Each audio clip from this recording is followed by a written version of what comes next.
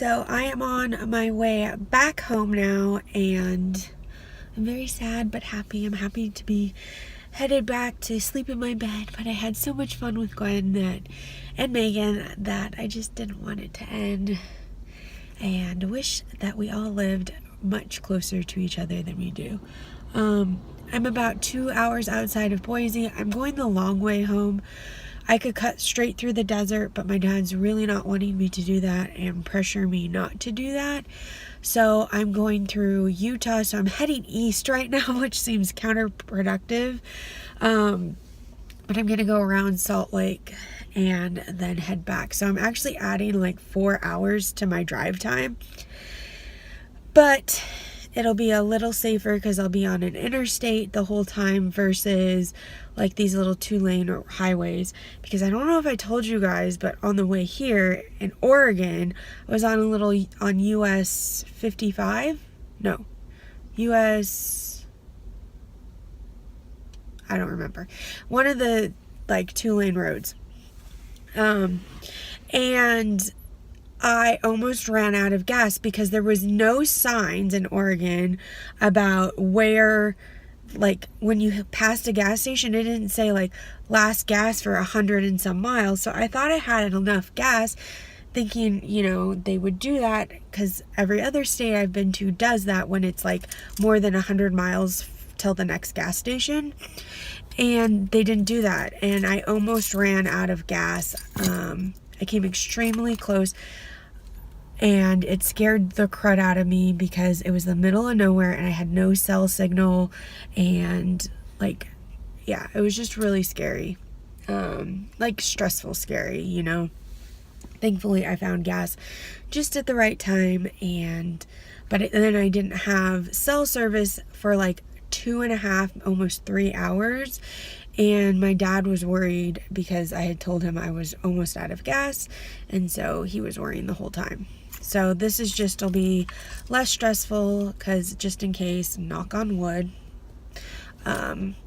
just in case something does happen, that I'll be on an interstate. So yeah. And I'm just going to say goodbye now because the guy next to me is staring at me and thinking I'm weird. Hey guys, don't mind the crazy messy hair. It looks better than when it was up in a bun like it's been all day. I'm about to go wash. I made it to Cedar City, Utah. I don't know if I talked to you guys. I know I talked to you when I left, but I don't know if I talked to you about my radiator. Because I know I told my Snapchat friends about it. So if I did, I will cut this part out. And if I didn't, then here we go. So my car radiator started, I thought was low or something had happened to it, because when I got just outside of Salt Lake, which was around 12:30, 1 o'clock, so heat of the day, the temperature gauge on my car started going up, and it was never like right next to the red, but it was enough of a difference that it was more than what I was used to, is a great way to put it. It was more than what I'm used to. My car has always been very it stays in a specific spot. There are 2 little dots and always stays right in between them. And it was not doing that. It was almost stick straight up and down. And so when I turned off the air conditioner, it would cool down and work. Well, and go back to normal. Well, it started doing it when I was climbing the mountains and the air conditioner was turned off. So I freaked out because that's what I do. And stopped and got on the phone with my dad because my dad is a former mechanic. And so I knew he would help me figure out what to do. And so after talking back and forth for a while, I went inside to a Wendy's and sat there, got food, couldn't eat it because I was too stressed out, and waited for my car to cool down so that I could open the radiator cap, because I forgot to say this, but I had already stopped and checked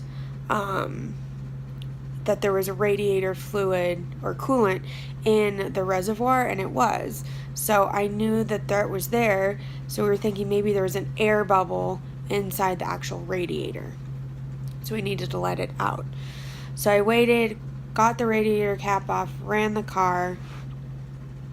Nothing happened. Like, it was, there was no air bubble that I saw or anything come out. So put the radiator cap back on, and we decided just to kind of see what it was going on. So I put my ear thing in. I usually don't talk on the phone, but I did the hands-free. I was safe. And talked with my dad for about 50 miles while we figured it out. And what we think it is one of two things, because he thought of something else when I got here and was talking to him. So the first thing is that the temperature gauge is stuck and it won't open to cool the engine. So at the heat of the day, it's hot and the wind is not blowing cool enough to help cool the engine down. And because the temperature gauge is stuck, it's not letting the water in to cool it down. So I was able to work around it. I went a lot slower than the speed limit, and the speed limit was pretty much the whole time 80 miles an hour, and I was going 65, and up the climbs I was going 60 miles an hour without my air conditioning. And I made it. I sweat a lot today, but I made it. The other thing it could be is that we put in a new radiator because my old one is cracked, and we didn't get it from the dealer because those are super expensive, and so it could be the grade of the radiator, that it's just not a higher grade, and so it's really not meant for this kind of work, and having to cool it. So what I'm doing is working, and I'm just worried about tomorrow. I have to go through Las Vegas in the desert. But the positive about that and having gotten this far is that it'll probably be 8 a.m. when I get to Vegas, because I'm hoping to leave here by 6 a.m. So that's what's going on. That's the stressfulness. And I got here to Cedar City. I'm at the Ramada, which is a million times nicer than the stupid place I was in, Sacramento. So I'll give you a room tour in just a second. Also, this room is cheaper by $25, and it's much nicer. So let's do a room tour, and then I'm gonna shower. Okay. So don't mind my bra. Yes, I'm a girl. I wear bras. It has this nice little closet area. Could have the adjoining room, fridge, the bathroom. Let me turn the light on for you. The bathroom is much smaller. Hello. But it's clean. The tiles are older, but you can tell they are clean. The shower curtain's clean. There's a coffee maker. There's hair dryer. The other place didn't have anything. Here is the room overview. So I'm on the second floor because she put me the bottom floor. I'll tell you in a second. So here's the TV. It has a microwave, outlets everywhere, this nice planning area, because that being a planner girl, they knew that I was a planner girl, so they made this be for planner girls. And then I have this other little table here, which I can fold out, and again, because I'm a planner girl, just kidding. Then I have the couch, the bedside table, which actually has plugs right here, so I can keep my phone plugged in. Look at these clean sheets. They're clean. And look at the bed. Look, watch. It's actually soft and firm. It's not old and nasty and disgusting. So I'm much happier with this room, and I'm on the second floor because the check-in girl, she is a girl also. That's why she's a check-in girl. But she said that the downstairs ones, they open to the outside. And I figured this is easier to talk to. And the upstairs ones, you have to actually go through like a locked gate or a group door, like, and use your key and then go upstairs. And then there's like, the doors are on the inside versus on the outside, so it's like a lot safer, which I think is really cool feature because I'm by myself, so I want to feel safe. So yeah, I'm gonna take a shower.